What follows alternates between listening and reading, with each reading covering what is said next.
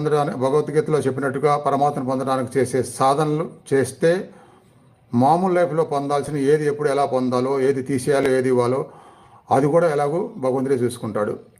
అది నమ్మి అలా చేసిన వాళ్ళకి అది జరుగుతుంది. ఇందులో ఎలా కృష్ణ పరమాత్మను పొందడం ఎలా అనేది రెండు అదే పరమాత్మ భగవద్గీతలు చెప్పినట్టుగా రెండు పాయింట్ల మీద చేసుకునే సాధన ఉంటుంది. ఒకటి, మనసుని నిశ్చలం చేసుకునే సాధన.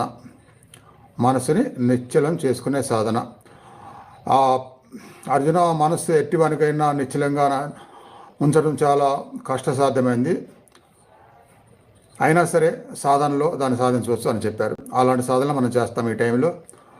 ఇంకొకటి, ఎవరైతే మురుగుడి మధ్య కూటస్థం అంటారు, కనుబొమ్మల మధ్య మనసులో ఏం చేసి శ్వాసలు లేని స్థితిలో ధ్యానంలో నిమగ్నం అవుతూ